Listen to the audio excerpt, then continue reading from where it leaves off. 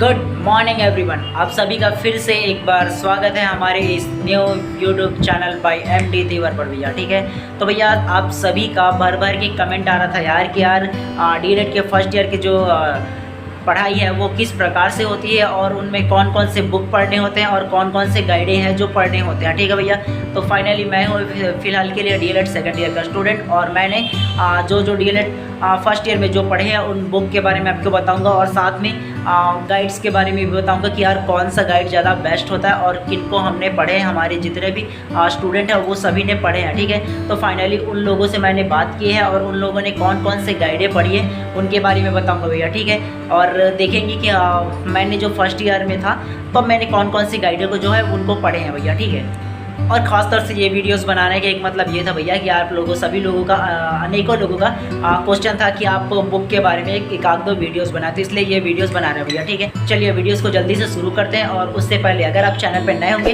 तो पहले चैनल को सब्सक्राइब कर लेना और बेल आइकन को दबा लेना भैया। ठीक है, ताकि इस प्रकार की जब भी इन्फॉर्मेटिव वीडियोज़ जब भी मैं लाऊँ सबसे पहले आप तक की पहुँचे भैया। ठीक है, तो चलिए वीडियो को फटाक से शुरू करते हैं। तो सबसे पहले हम लोग जानते हैं कि मैंने फर्स्ट ईयर में कौन कौन से बुक को पढ़े थे। ठीक है, तो भैया सबसे पहले देखो, अगर आप डीएलएड फर्स्ट ईयर में हो या डीएलएड करना चाहते हो या डीएलएड कर रहे हो, ठीक है, तो भैया आप सभी के लिए ये वीडियोस बहुत ही ज़्यादा इंपॉर्टेंट है। ठीक है, और सबसे पहले देखो, अगर आप डीएलएड फर्स्ट ईयर के स्टूडेंट हो अभी, ठीक है, तो आपको क्या करना चाहिए। सबसे पहले आपको बुक मार्केट में नहीं मिलेगा, ये मान के चलो, आपको मार्केट में सिर्फ गाइडें मिलेगी। ठीक है, तो बुक कहाँ से मिलेंगे? बुक तो भैया या तो आपको मिलेंगे जो डीएलएड सेकेंड ईयर कर चुके होंगे उनसे आपको मिल जाएंगे, या आपके कॉलेज में, ठीक है, डायरेक्टली SCERT से आएगा, वहाँ से कॉलेज को लोग मंगाते हैं SCERT से ही। ठीक है, बुक मार्केट में नहीं मिलते भैया। ठीक है, अगर यकीन ना हो रहा होगा तो एक आध दो मार्केट में पूछ के देख लेना भैया, डीएलएड फर्स्ट ईयर या सेकंड ईयर का बुक अवेलेबल है या नहीं बोल के। वो मना ही करेंगे क्योंकि भैया हमने बहुत सर्च मार लिए, नहीं मिले थे, हमको कॉलेज से ही मिले थे। ठीक है भैया, तो सबसे पहले बुक के बारे में, ठीक है, तो बुक कौन कौन से पढ़ने इसके बारे में हम आपको एक एक डिटेल बताएंगे, कौन कौन सा बुक पढ़ने इनके बारे में भी बताएंगे भैया। ठीक है, अगर आप डीएलएड फर्स्ट ईयर में हो, ठीक है, तो आपको क्या करना है, सबसे पहला बुक मिल जाए तो बुक पे ज़्यादा फोकस कर रहे हैं और बुक का ही ज़्यादा पढ़ने हैं भैया। ठीक है, पहले डायरेक्टली आप गाइड लेने की कोशिश मत कीजिएगा और ले भी लिया हो तो डायरेक्टली पढ़ने की कोशिश मत कीजिएगा। पहले बुक का पढ़िए और बुक के साथ साथ जो आपके कॉलेज में ट्रेनिंग होता है अर्थात जो सिलेबस पढ़ाया जाता है उसमें आप फोकस कीजिएगा भैया। ठीक है, क्योंकि वो ज़्यादा महत्वपूर्ण है। उसके बाद अगर एग्ज़ाम आपको लगता है कि यार 1 महीना 2 महीना बचा हुआ है तो उसमें आप बुक या उसके साथ साथ गाइड्स भी ले सकते हो। उसमें आपको पढ़ने को बहुत कुछ मिलेंगी, एक गाइडलाइन के थ्रू आप ले सकते हो बिल्कुल। लेकिन ये मत मानिए भैया कि यार शुरुआती से मैं गाइड ले लूँ पढ़ लूँ, ऐसा बिल्कुल मत मानिएगा। ठीक है, चलिए ज़्यादा देर नहीं करते, हम लोग आपको बुक के बारे में दिखाते हैं और कौन कौन सा सब्जेक्ट होता है उसके बारे में भी बताते हैं। और ठीक है भैया, अगर आपके किसी प्रकार से भी अगर कमेंट होंगे तो हमको बताइएगा, उसको भी सॉल्व करने की कोशिश करेंगे भैया। ठीक है, और आंसर भी देंगे। चलिए फटाक से देखते हैं कौन कौन सा बुक है जो हमने पढ़े हैं। ठीक है, आपको दिखाते हैं। तो सीधे सीधे देखिए भैया, डीएलएड फर्स्ट ईयर में आपको टोटल 12 सब्जेक्ट हैं आपके। ठीक है, 12 सब्जेक्ट में से 4 प्रैक्टिकल मिलेंगे और 8 जो है वो आपको थ्योरिकल। मतलब ये ऐसा है कि 4 जो सब्जेक्ट है उनका आपको प्रैक्टिकल दिलाना है। ठीक है, रिटर्न लिखने की आवश्यकता उनको नहीं पड़ेगा। और जो 8 सब्जेक्ट जो आपको थ्योरिकल मिलेंगे उनका आपको रिटर्न दिलाना पड़ेगा। ठीक है भैया, उसका आपका एग्ज़ाम होगा ईयरली में। ठीक है, तो उसके बारे में डिटेल सबसे पहले वो दिखाते हैं आपको। चलिए देखिएगा। A few moments later. चलिए, तो सबसे पहले हम लोग बात कर लेते हैं जो रिटर्न में आपको एग्ज़ाम दिलाने होते हैं उनके बारे में। रिटर्न में मतलब ईयरली में जिसका आपका एग्ज़ाम होता है वो टोटल डीएलएड फर्स्ट ईयर में आपका 8 जो सब्जेक्ट है उनके बारे में सबसे पहले बात करेंगे भैया। ठीक है, तो सबसे पहले आपका आता है हिंदी भाषा शिक्षण स्तर 1 का। ठीक है, मतलब हिंदी लैंग्वेज का एक एग्ज़ाम होगा। ठीक है, पहला पेपर आपका ये होगा और ये जो बुक है वो आपको मार्केट में नहीं मिलेंगे, ये याद रखना। किसी भी आपका डीएलएड सेकंड ईयर में जो स्टूडेंट होंगे उनसे आप ले सकते हो या डायरेक्टली आपके कॉलेज में से मंगा सकते हो वहाँ फ़ीस देकर। सबसे पहला देखिए बात करेंगे, पहला हिंदी हो गया। ठीक है, आपको ये बुक लगेंगे। दूसरा हो गया गणित के लगेंगे। ठीक है भैया, देखिए ये क्या लिखा है, देखिए प्रारंभिक शिक्षा पात्र पदी डीएलएड। ठीक है, ये प्रथम वर्ष का यहाँ लिखा हुआ है और गणित व गणित शिक्षा नाम है इसका। ठीक है, ये दूसरा हो गया गणित। तीसरा आपको मिलेंगे भैया पर्यावरण व पर्यावरण शिक्षण नाम से तीसरा। ठीक है, ये डीएलएड फर्स्ट ईयर की सारी बुक है, ये तीसरा हो गया। और चौथा बात करेंगे इंग्लिश। जैसे देखिए प्राइमरी स्कूल में हिंदी गणित पर्यावरण और अंग्रेजी 4 सब्जेक्ट होते हैं, उसी प्रकार अपना ये 4 सब्जेक्ट ये भी है, हिंदी गणित पर्यावरण और अंग्रेजी करके ये 4 सब्जेक्ट हमारा हो गया। ठीक है, ये देखिए इसका जो सिलेबस है ना वो एकदम सिंपल है, लेकिन आपको अगर इंग्लिश की थोड़ी सी अगर की बात करूँ मैं ना तो अगर डीएलएड आप फर्स्ट ईयर में हो तो आपको सबसे ज़्यादा यूनिट 2 जो है, ठीक है, उसमें ज़्यादा फोकस करने पड़ेंगे, क्योंकि इसमें सबसे ज़्यादा कन्वर्सेशन दिया हुआ है। मतलब आपको एक दूसरे से बातचीत वाली जो डायलॉग्स हैं ना, वो सब दिए हुए हैं। इसको आपको पढ़ोगे तो ये टोटल 80 नंबर के आते हैं सभी सब्जेक्ट में से। टोटल 8 सब्जेक्ट में से 40 मार्क्स का आपको पासिंग मार्क्स है, तो इसको आपको पास करना कंपलसरी है। और ख़ासतौर से इंग्लिश को आपको ज़्यादा ध्यान देने होंगे, ठीक है। तो इंग्लिश में आपको क्या पढ़ना है, सेकंड चैप्टर आप पढ़ोगे तो 40 नंबर का अकेला इंग्लिश में आएगा, ठीक है। 80 नंबर का होता है, उसमें 40 नंबर का आएगा। तो आप सेकंड चैप्टर को ही पढ़ लेते हो तो सबसे ज़्यादा आपके लिए बेनिफिट होता है भैया, ठीक है। ये तो 4 सब्जेक्ट आपका हो गया, हिंदी, गणित, पर्यावरण, अंग्रेजी, 4 सब्जेक्ट आपका ये हो गया, ठीक है। उसके बाद 4 सब्जेक्ट और है भैया, ठीक है। सबसे पहले देखिए बाल विकास व सीखना, ठीक है। ये आपको, जिसको हम इंग्लिश में कहते हैं पेडागोजी के नाम से जानते हैं। इसका मतलब क्या होता है भैया, ठीक है।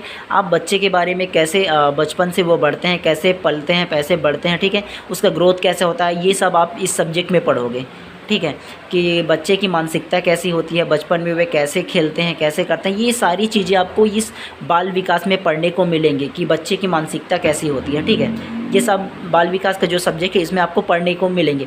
और इससे क्या होगा, इससे आप समझ पाएंगे कि बच्चे की जो ग्रोथ लेवल है वो कैसा है, उसकी मानसिकता कैसी है, ताकि आप स्कूल में प्राइमरी में जाओ तो ताकि अच्छे से आप पढ़ा पाओ, इस वजह से, ठीक है। उसके बाद आता है शैक्षिक तकनीकी। शैक्षिक तकनीकी का मतलब ये है, यह एक सब्जेक्ट है, लेकिन ऐसा शैक्षिक तकनीकी विषय रखने का एक थीम ये होता है कि आप जो शिक्षा है, ठीक है, उसमें तकनीकी का किस प्रकार प्रयोग करके सरल तरीके से बच्चों को आप पढ़ा सकते हो, सिखा सकते हो, इसलिए शैक्षिक तकनीकी को रखा गया है।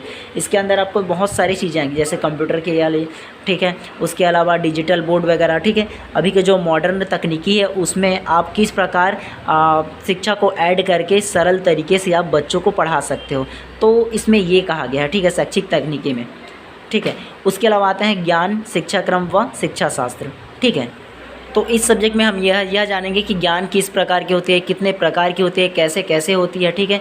तो इसमें देखिए थोड़ा सा सिलेबस देखना चाहो, देखिए अपनी स्कूल शिक्षा स्तर पर, ठीक है, ये जो चैप्टर है उसका नाम है ज्ञान के प्रकार, ज्ञान की प्रमाण, पश्चिमी दार्शनिक और ज्ञान की शर्तें। ये सारी चीज़ें इसमें दी हुई है, क्योंकि आप इसको डिटेल में पढ़ेंगे और पढ़ने के बाद समझ पाएंगे कि ज्ञान कैसे कैसे होता है और किस प्रकार बच्चों को अच्छे से सिखाया जा सकता है। ज्ञान और शिक्षा क्रम दोनों में जो डिफरेंस है वो बताए गए हैं। तो ये सारी चीज़ें आपको पढ़ने पड़ेंगे, ठीक है।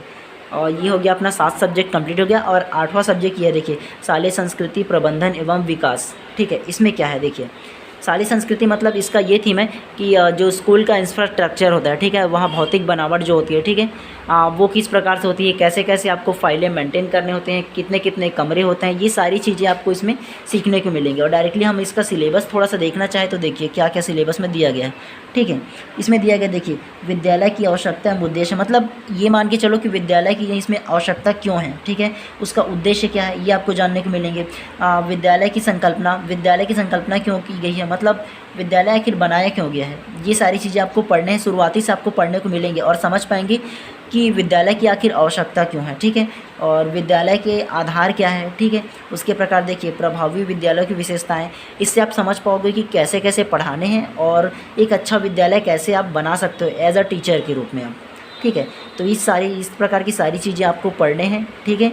और देखिए विद्यालय और समाज के अंतर संबंध, दोनों में क्या संबंध है, कल्याणकारी योजनाएं, मतलब योजना के माध्यम से कैसे कैसे पढ़ाए जाते हैं, ठीक है। विद्यालय के प्रकार शॉर्ट में बता दे रहा हूँ आपको, ठीक है। निजी विद्यालय, जो निजी विद्यालय अर्थात प्राइवेट विद्यालय है, ठीक है, और राज्य सरकार द्वारा संचालित विद्यालय। तो इस प्रकार के विद्यालय में आपको डिफरेंसेस आपको पढ़ने को मिलेंगे और जानने को भी मिलेंगे, ठीक है। और इनकी प्रवृत्तियाँ कैसी होती है, ठीक है। विद्यालय संस्कृति और परिवेश, मतलब कैसे कैसे परिवेश में बच्चे किस प्रकार से सीखते हैं, ये सारी चीज़ें आपको इसमें पढ़ने हैं, ठीक है।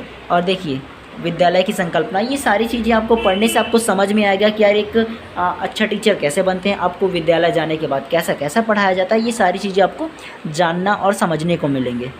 तो प्रैक्टिकल मतलब जो आपको ईयरली में रिटर्न एग्ज़ाम दिलाने हैं, उनके टोटल 8 सब्जेक्ट भैया, ठीक है। तो देखिए पहला हिंदी हो गया, दूसरा गणित हो गया, तीसरा पर्यावरण और चौथा इंग्लिश, जो नॉर्मली प्राइमरी स्कूल में आपको देखने को मिलते हैं। उसके बाद जो 5वां आता है वो बाल विकास का, ठीक है। 6वां आएगा शैक्षिक तकनीकी का, 7वां ज्ञान पाठचर्या व शिक्षण शास्त्र, ठीक है। और 8वां जो आता है वो शालेय संस्कृति एवं प्रबंधन एवं विकास करके। ये आपको टोटल 8 बुक्स हैं जो आपको ईयरली में एग्ज़ाम दिलाना है रिटर्न में भैया, ठीक है। उसके अलावा 4 आपका प्रैक्टिकल आएगा, उसको देखते हैं पहले। चलिए हम इसके बाद बात करते हैं प्रैक्टिकल की, ठीक है। प्रैक्टिकल में आपको 4 जो सब्जेक्ट है वो दिलाने पड़ेंगे प्रैक्टिकल, जिनका रिटन एग्ज़ाम नहीं होगा, सिर्फ आपको प्रैक्टिकल दिलाना पड़ेगा, ठीक है। प्रैक्टिकल में आप जैसे कि असाइनमेंट वगैरह जो बनाते हैं वो बनाना पड़ेगा, और इसका जो मॉक टेस्ट होता है वो सब होगा, ठीक है।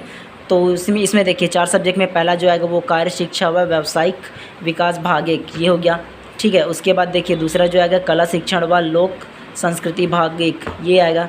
तीसरा कंप्यूटर, और एक बुक हमारे पास नहीं है, ठीक है भैया, एक बुक और मिलेंगी। वो टोटल 4 सब्जेक्ट है जिनका आपको प्रैक्टिकल दिला। ये तो था बुक वाली बात भैया, ठीक है। इसके बाद बात करेंगे हम लोग गाइड वाली बात, ठीक है। जो आपको जो ईयरली एग्ज़ाम है उसके 2 से 3 महीना पहले आप वो गाइड ले सकते हो, ठीक है। और कौन सा लेना है ये भी हम बताएँगे, और गाइड लेने के बाद आपको किस प्रकार पढ़ने हैं हम ये भी बताएँगे भैया, ठीक है।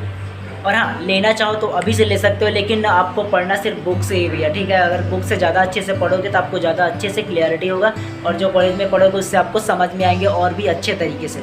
तो इसलिए सबसे पहले हम लोग देख लेते हैं कि आपको कौन कौन से गाइड जो है वो, ठीक है, कौन कौन से सब्जेक्ट के जो गाइड है वो आपको लेने चाहिए, ठीक है। तो देखो सबसे ज़्यादा जो डीएलएड में जो गाइड चलते हैं वो है नवबोध का। हमने रिसेंटली देखे भी सबसे ज़्यादा नवबोध का जो गाइड है वो चलते हैं, क्योंकि अधिकतर क्वेश्चन उसी से पूछे जाते हैं। हमको पंडित सुंदरलाल शर्मा का नहीं पता भैया, लेकिन सबसे ज़्यादा जो पूछे जाते हैं अपना जो गवर्नमेंट कॉलेज या प्राइवेट कॉलेज जो है उसमें जो ईयरली एग्ज़ाम है उसमें सबसे ज़्यादा अपना नवबोध का ही पूछे जाते हैं। इसलिए हम लोग नवबोध का प्रेफरेंस दिए और उन्हीं से भी पढ़ें और उन्हीं में से भी जो अपना एग्ज़ाम है वो भी निकालें, ठीक है। और कौन कौन सा जो गाइड है बोलिए आपको दिखाते हैं। चलिए सबसे पहले आपको 1 hour later.